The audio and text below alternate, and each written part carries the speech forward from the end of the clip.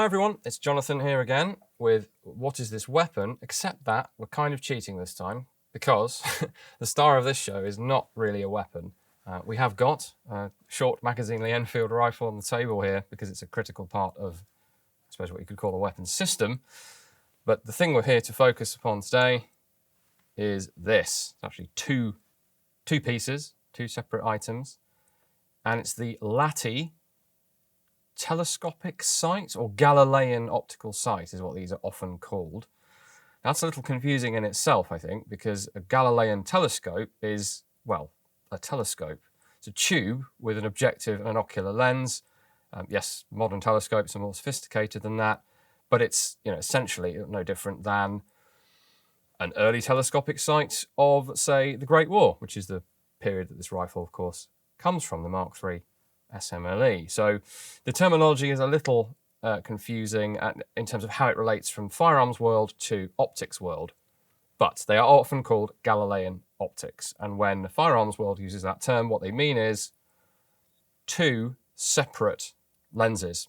So no tube, the tube is imaginary, and you have this mounted to the front of the rifle. I'll fit these to the rifle in a while so you can see how they work, and then an ocular lens at the back. And I'll show you how those fit in a moment. So this was not the only form of this sight adopted by the British by any means. There were a number brought into service. 3 of them were adopted officially, and they appear in the list of changes, as it's known, sort of official list of adopted kit. This is the one we're here to look at primarily today, the Lattey sight. And by the way, we don't actually know who Mr. Lattey was. It's presumed that that is a person's name. It has to be, but I don't believe anyone has identified who he was. So these were mostly made by, as it actually says on the front sight here, the firm of A.G. Parker and Co. Limited, Birmingham. It's also marked on the rear sight as well, just in case you have any doubt as to who made and marketed these things. They were marketed as the Lattey Parker sight, hyphenated, so that there's more research to be done there. Somewhere there should be a patent for this thing, but as yet I don't believe that's been located.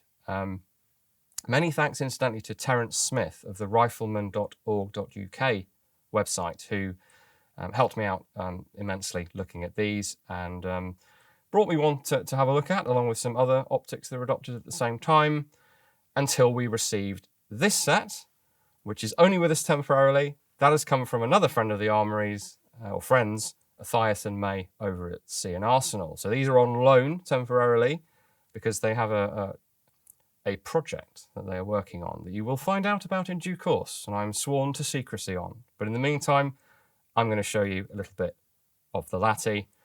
There was also the, sometimes called the Ulster or the Neil form of sight.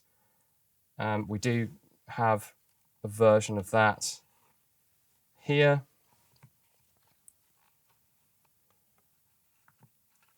In a nice leather carry case.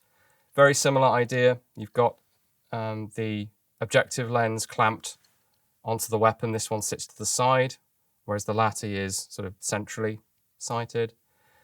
And then the ocular lens actually fits to the safety bracket on the side of the rifle and has a couple of different apertures on it. So that was also adopted officially. The third officially adopted British sight of this nature was the Martin pattern sight. Now, Ian over at Forgotten Weapons has a video on that type of sight, where I believe he also shoots a rifle equipped with it as well. So those are the 3 adopted in the thousands. The Lattey was adopted in, well, or purchased, I should say, 9,000 units of this were purchased, which is by far the most numerous, I believe, of all optical sights adopted in the First World War by Britain. Bearing in mind this is 1915, so this is several years before we finally end up with a standard steel tube with lenses at either end. And unfortunately, we kind of made a mess of that because that ends up mounted really far over to the left side of the gun so that you can't get your eye over the bore, which is where it needs to be for a sniper, because these are, if it wasn't kind of apparent, for snipers. They're not for general issue. They are a sort of road not travelled for, for optical sight. So the route we went was the steel tube or the brass tube with lenses in it. At this time, in 1915, this concept was still seen as potentially valid. So this set is on loan. We have an example of the Ulster, aka Neil, aka Campbell sight as well, which incidentally has an aiming mark on it.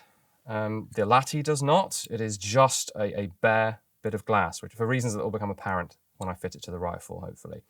The final mystery box on the table here is the second of the 2 Galilean sights that we do have in the collection already. We will now be looking for examples of the Lattey and of several other interesting sights of this period if we can find them. Now this is just another variation on a theme, but it is A.G. Parker's own version of a Galilean sight. You can see the theme here. Big old front lens. This one also has a little aiming point on it. And in this case, it's a tiny little rear lens that you screw into, I believe it's a number 9 target aperture sight. So you turn an aperture sight into part of an optical sight system. So these guys might look like red dot sights that you're clamping to your rifle.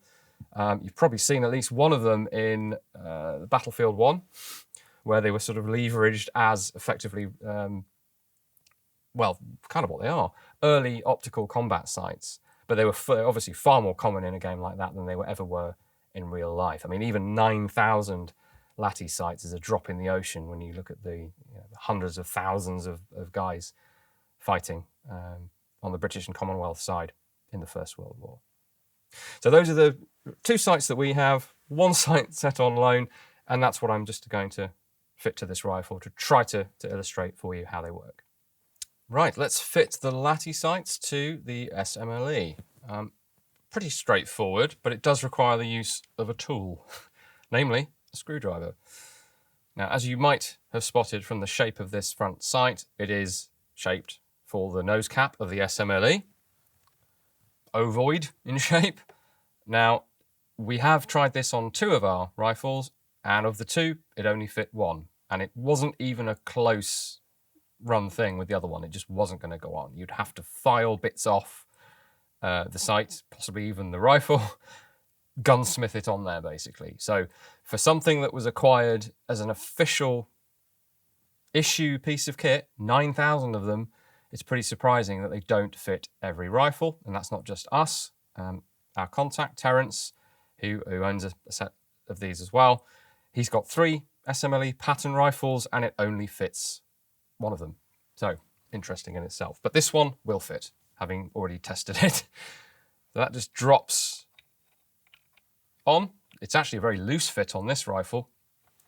And then what we need to do is to lay it flat on this. Actually, I'll flip it over so hopefully you can see. The only thing holding this in place, once I've screwed it in, is this wedge here. So it, one side only. You might have expected Mr. Lattey or A.G. Parker to have come up with a double wedge system. They thought 1 was enough.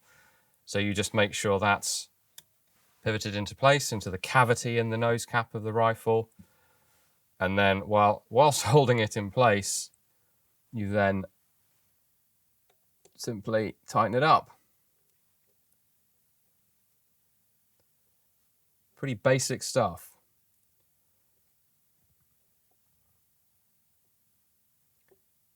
Being a little careful with it. And I won't fully tighten it up for obvious reasons. So there's your front sight. You're starting to get an idea of how this might work. Now, more fiddly than that is the rear sight, which just has this little L-shaped plate here, and that kind of, not particularly well, clamps over the standard rear iron sight of the SMLE. Now, this is quite awkward to achieve, at least it is for me. So we have to try and get this. There we go. So this just sits immediately behind the rear notch of the sight, And then again, we get our trusty screwdriver out.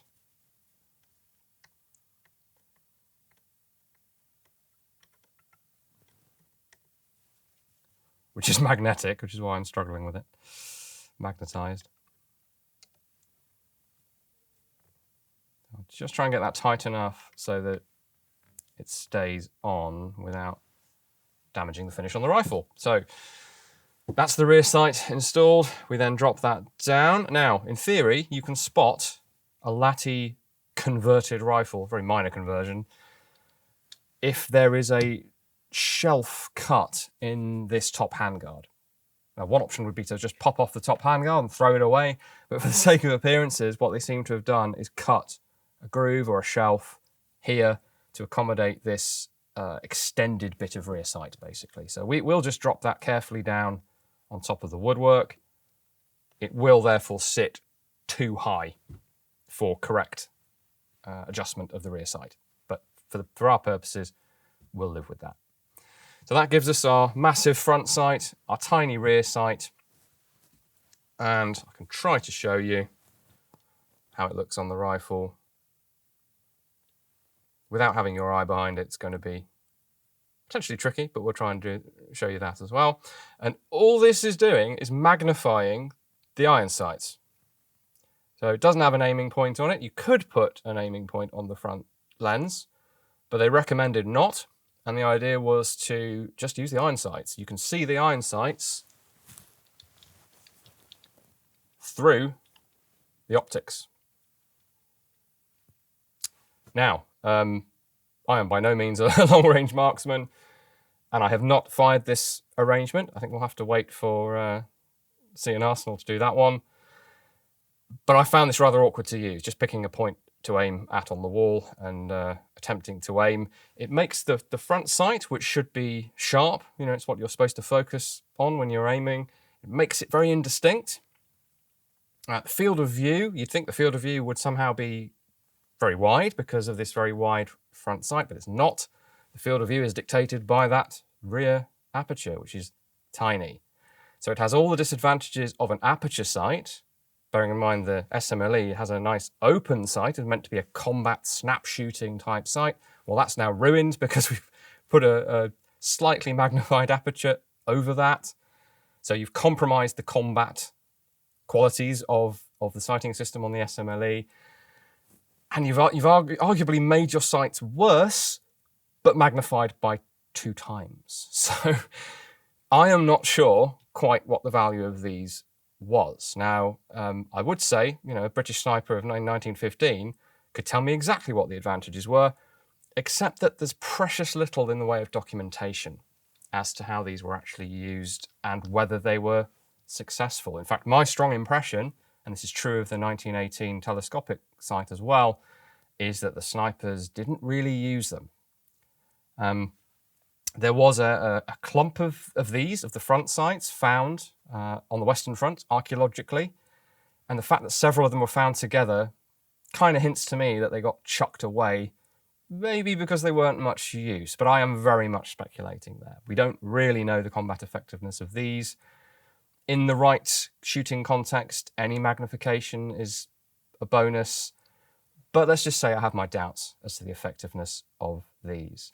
They weren't developed for combat, they were developed for long-range target shooting, where, you know, the conditions are very different, shall we say, and you might be able to take advantage of this kind of technology. But needless to say, this is not where optical sights went. We ended up with compact drop-on optics like this for close quarters, red dot sights, which are really more akin to aircraft reflector gun sights than they are this kind of thing. And for long-range shooting, just the classic tubular optical sight. I think maybe the 2 major drawbacks of this system, from my perspective as an amateur shooter, compared to a telescopic sight, are, well, the really obvious one, you've still got to line your sights up. A telescopic sight gives you a single point of aim. Once it's correctly fitted and zeroed and all of that, you simply have to put your crosshairs or your post or whatever on the target, and at a given range, all things being equal, you'll hit. You don't have to line up the target with the front sight, with the rear sight, with your eye, and keep it all steady. With this, you still do. So you've got a magnified optic, but you've still got to use the iron sights, and you've still got to get the correct sight alignment as well as the correct sight picture. Also, without a steel tube between these two lenses, there's no light gathering advantage going on. This was something that snipers found at dawn or dusk, is that they could see better through an optical sight, a conventional optical sight. With this, you don't get that advantage. As well as the field of view being dictated by this tiny little hole at the back here, yeah, I am pretty skeptical. So these are a bit of a footnote, but I think an interesting one, and I look forward with interest to seeing what Sea and Arsenal are going to do with this set of sights, which we will now get lovingly packaged up and sent off to them. As always, guys, thank you for watching. We actually have a new book coming out. I did contribute a couple of entries to this one. It's called The Treasures of the Royal Armouries. So it's a sort of lavishly illustrated book of some of our sort of highlight objects from the collection. So we have a link in the description if you'd like to check that out. As always, we have our social media outlets, Instagram, Facebook, and Twitter that you might like to check out. And if you don't already follow us on Facebook and Instagram for this series, or the parallel to this series, What Is This Weapon, you should really check that out, and you can have fun guessing what it is that we're pulling out of stores each time. Otherwise, guys, I'll see you again next time. Thank you very much for watching.